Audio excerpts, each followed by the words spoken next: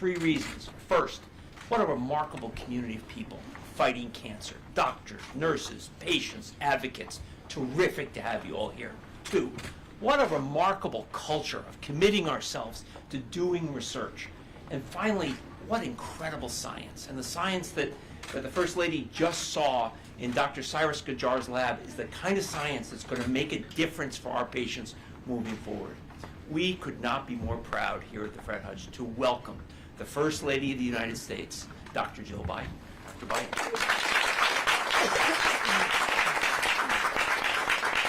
Thank you, Dr. Lynch, and the staff, and thank you to the staff here at Fred Hutch for hosting me here today. You know, of all the things that cancer steals from us, time is the cruelest. And we can't afford to wait another minute for better solutions or better treatments, better cures. And that's why my husband, Joe Biden, and I reignited the Biden Cancer Moonshot, our White House initiative to build a world where cancer is not a death sentence, where we stop cancer before it starts, where we catch it early and help people live longer, healthier, happier lives, where we invest in innovative research and help patients and their families navigate this journey. For survivors, that journey doesn't end when they are declared cancer-free. Side effects from treatment and the constant fear of that next doctor's appointment linger through remission. We all know that. We all know people who experience that. But with research and the right care for survivors, we can mitigate those side effects and help ease those fears. And that's what's happening right here at Fred Hutch, where researchers are working to prevent breast cancer from coming back and metastasizing in survivors, and where clinicians are supporting survivors with quality care that's designed to meet their unique needs. There are 18 million cancer survivors across our country. And thanks to the amazing work that's being done right here, you know, we are adding to that number each day. And as I've traveled the country and the world, I've seen innovative programs and partnerships that are making progress. I've seen what is possible when we invest in cutting-edge research. And I've seen that there is so much hope to be found. And so I saw that hope here today as well. You know, your work will change lives and save lives. And through the Biden Cancer Moonshot, we're putting American innovation to work for patients. And together, we will help make it so that the word cancer loses its power. So fewer families know the pain of losing a loved one to this disease, as Joe and I have. That's the reason we're all here. That's why I'm asking you to lean in just a little bit more, to push your staffs just a little bit harder, for all the families touched by cancer across the country that are in a race against time. That is the urgency of now. And for Joe and for me, this is the mission of our lives. And we are ready and we are proud to work beside you. So I look forward to hearing all of your insights today and take the stories back to the White House so that others can benefit from your expertise. So thank you again for having me here. Thanks.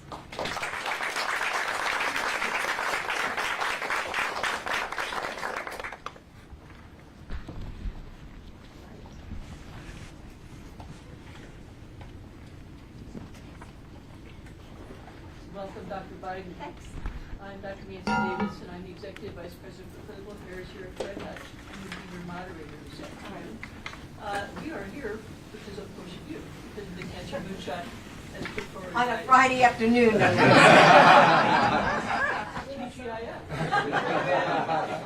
Appreciate it.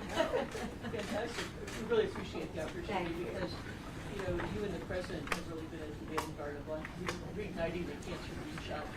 And that's so important for all of the goals that we're really going to talk about today are the goal to try to prevent 4 million cancer deaths by the year 2047. And we're going to talk a lot about the challenges that individuals who are touched by cancer face. As you have heard, as you have seen here at Fred Hutch, we are absolutely committed to cutting-edge care, to research, and to all of the things that are necessary to try to help all of us to come together to prevent, diagnose, treat, and survive cancer here and across the world, and also other infectious diseases. Now, today we are going to focus on survivorship, and we're going to talk particularly about things that are related to survivorship in pediatric situations and in breast cancer. So let me introduce you to the first of our panelists. I want you to have the chance to meet Dr. Scott Baker, who's a pediatric oncologist and who works in survivorship. He leads our survivorship program.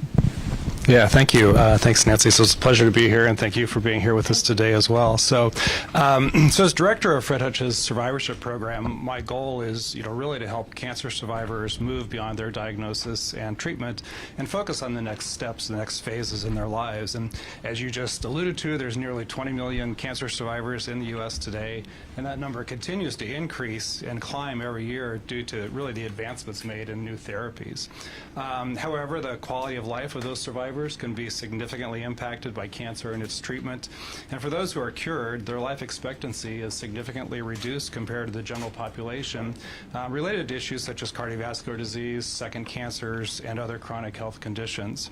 Our clinical survivorship program here at Fred Hutch serves cancer survivors across the age continuum, from children to elderly adults, and really strives to improve the quality of life of those survivors and reduce their risks of late health challenges.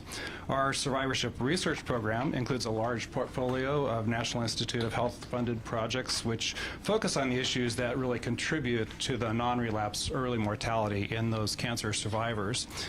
We have a strong interest in underserved and understudied populations, and we're studying survivorship issues facing the vulnerable adolescent and young adult populations, so survivors diagnosed or patients diagnosed between ages of 15 and 39 who really don't often receive the recommended follow-up care after their cancer treatment ends. And so, for example, we're conducting a multi-center National Cancer Institute funded study that's directed at improving care for those survivors, trying to use novel methodologies, including mobile apps, wearable devices, telehealth, and social media to inform and engage this group of young survivors and give them the best and most equitable opportunity to live as healthy as possible.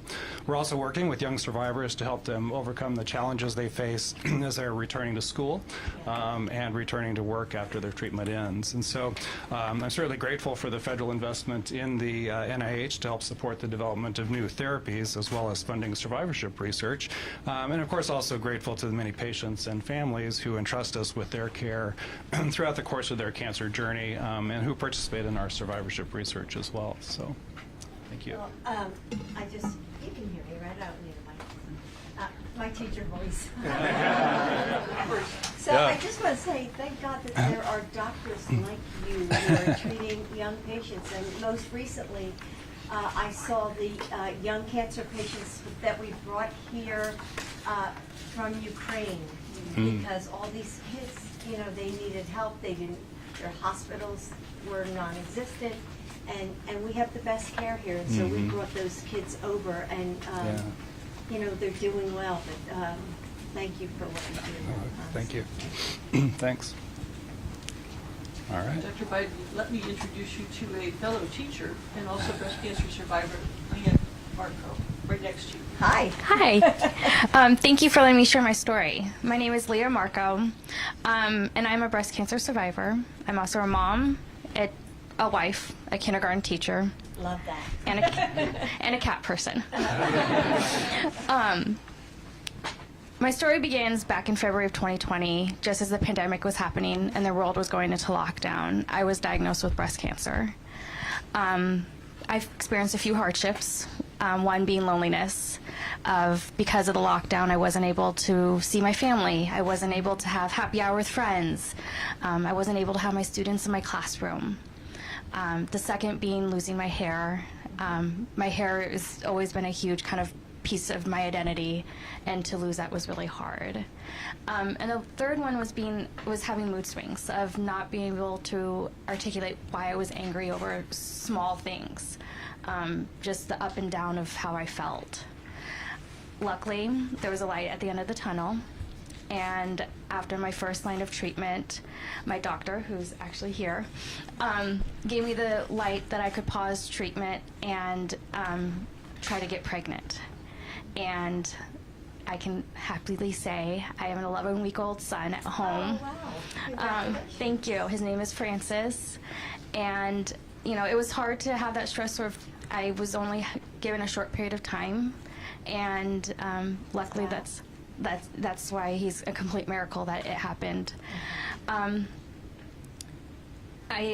There's still treatment in my future. But I'm determined because of friends and family to finish it and be, cancer-free. And I like to take a moment and thank my care team at Fred Hutch of being there with my diagnosis and supporting me through treatment. And I look forward to being welcomed into the survivorship after my 5 years of post-treatment.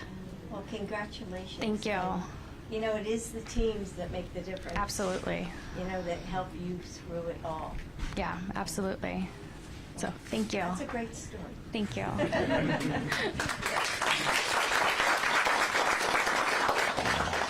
If your schedule permits, you could ask to see a picture of We already did. You can see I have my mama necklace. I do. Thanks, Leah. Yes. Dr. Biden, as you know well, one of the side effects or the toxicities of cancer can be the cost associated with it. And so we're really lucky that we have with us today Dr. Veena Shankaran, who is a medical oncologist, but also she focuses on the cost of cancer care and how we can try to mitigate the burdens that that places on our patients and their families. Veena. Thank you so much. It's an honor to meet you. Thank you. So in my oncology practice, all the time I meet patients and caregivers, families who are financially struggling due to the cost of cancer care and the impact of cancer on their employment and income. And through a number of studies that our research team has done over the years, we have shown that financial hardship, what we refer to as financial toxicity of treatment, is actually highly prevalent, even amongst people with good insurance. And not only that, but financial hardships have been shown to result in poorer quality of life, decreased adherence to treatment, and actually worse survival.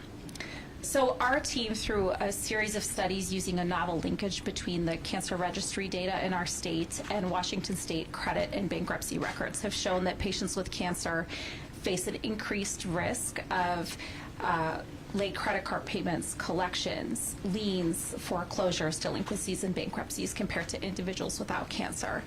Not only that, cancer patients who experience these financial hardships have a higher risk of death and also have a higher risk of being in the ER and hospital, particularly towards the end of life.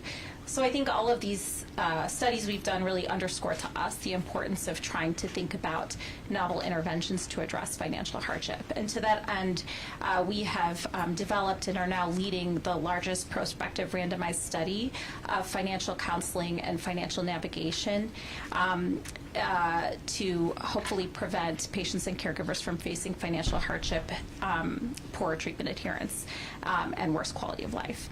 And this study is being conducted through the SWOG Cancer Research Network and is funded by the NCI. And we also think there are immediate things that we can do in the clinical setting to address this issue. First and foremost, talking about the financial concerns that face our patients and trying to connect them with resources in the clinic, including through connections with social workers and nurse navigators who are there to help. And on a broader scale, I think that our goal is to work with policymakers, patient advocates, industry leaders, and payers to really help address this problem and improve access to an affordable healthcare.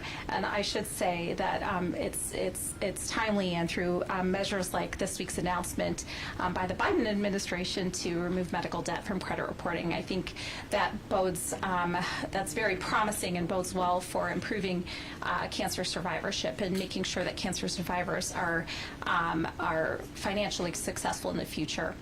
And so I just want to say that financial toxicity is probably affects most patients that we see on some level, and really just our goal of our work is to make sure that everyone has a fighting chance. Well,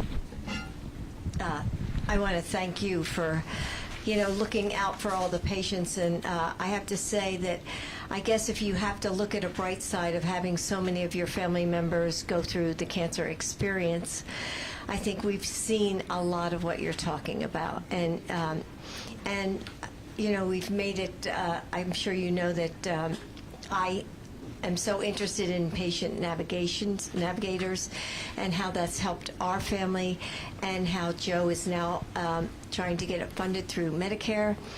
And there are so many pieces to this cancer journey. And so, the financial toxicity is just one part of it.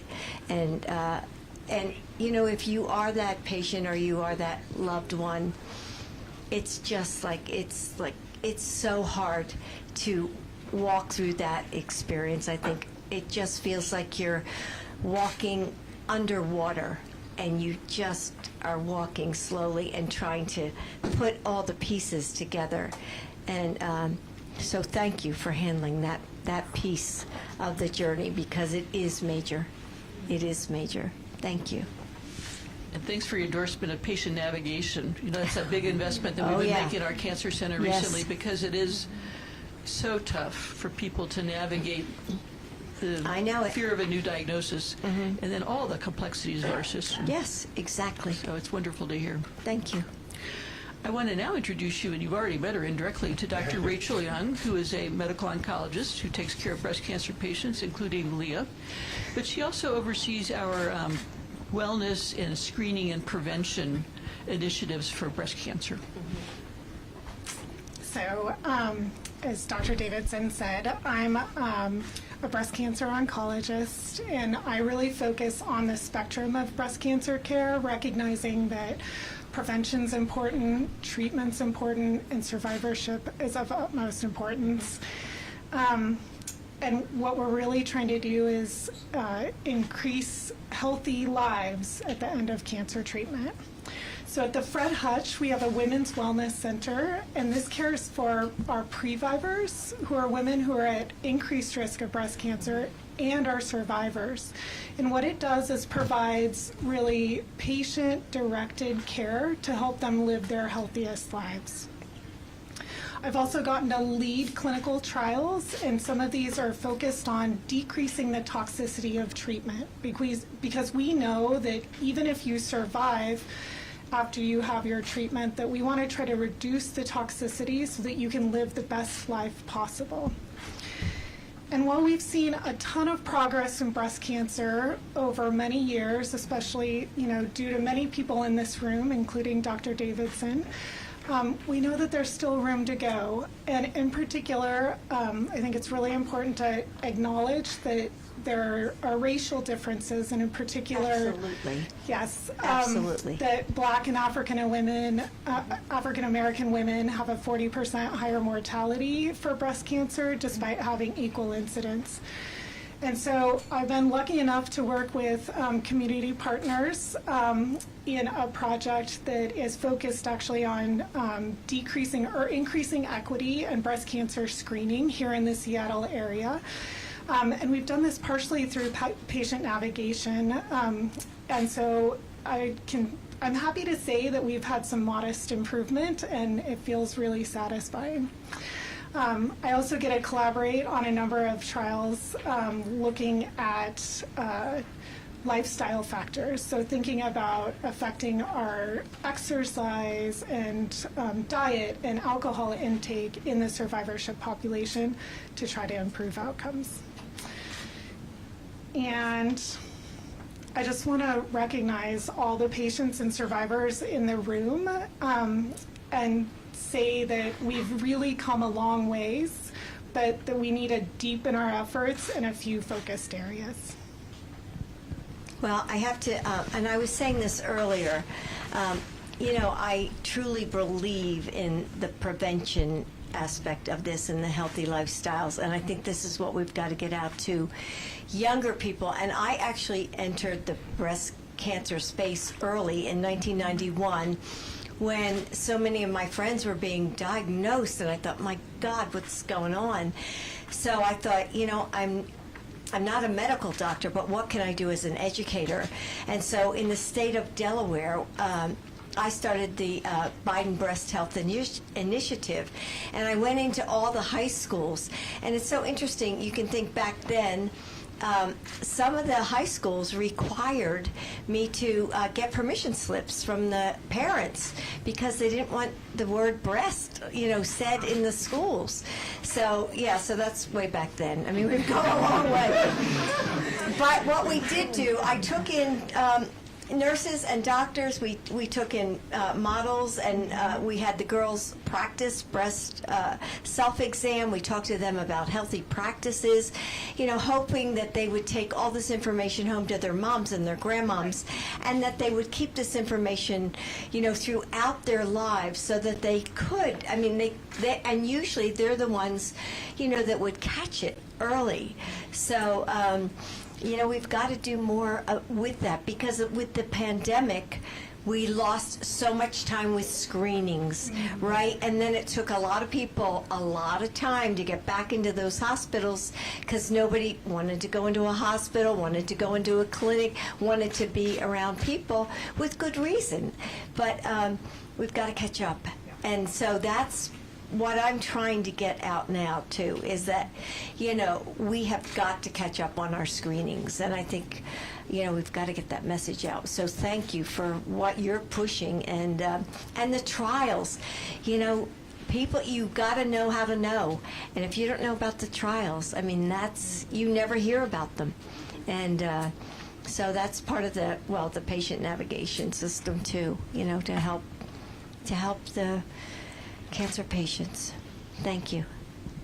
And thanks for your early efforts on this. You know, we're seeing, unfortunately, more of several types of cancers in people under the age of 50 now. Yes, so we I think are. your message of trying to reach out to people early in life is extraordinarily important. And the focus of the Biden initiative, or the Biden Moonshot initiative on prevention, is huge. Good. So thank you for that. Thanks. Please meet Dr. Baker. Hi. Let me try it again. Dr. Doug Hawkins. Dr. Hawkins is also a practicing pediatric oncologist. He works here at Seattle Children's, but in his national leadership role, he's the head of the Children's Oncology Group, so he oversees the group that does the clinical trials sponsored by the National Cancer Institute in kids. Right. Doug. Oh, here. Thanks. Thank you, Dr. Davidson. Oh, there we go. What, you don't like mine? I have to comment. So I'm from Wilmington, Delaware. Your comment about the kidding. Brandywine High School, class of 82. Oh, my God. Okay, so I was teaching there in 91. All my brothers and sisters graduated before I started teaching there. Okay. Same high school, just a fun fact. The Bulldogs, Brandywine Correct. Bulldogs, yes. So, like Dr. Baker, I'm here to speak for the children. Cancer is much less common in people less than 20 years of age, but that still translates into 15,000 children and adolescents diagnosed with cancer in the United States every year. And thanks to laboratory research like here and decades of cooperative group clinical trials, we've seen increases in survival rates such that now the 5-year survival rate for childhood cancer exceeds 85%. And that translates into more than 500,000 childhood cancer survivors in the United States today. But that 5-year survival rate obscures some pretty harsh facts. The progress in curing childhood cancer has been uneven. For certain types of cancer, like acute lymphoblastic leukemia or ALL, there's been steady progress over time. Whereas for other cancers, like metastatic sarcomas and certain brain tumors, there's been no change at all during that time. And furthermore, I don't think that 5-year survival should be the goal of cancer treatment for a 3-year-old or a 13-year-old or a 23-year-old. I would say that a more aspirational goal should be to restore a child or an adolescent or a young adult to decades of health. The unfortunate reality currently is the cost of cure is still too high. more than half of childhood cancer survivors will experience severe or life-threatening complications from their treatment, including secondary cancers, heart disease, or stroke.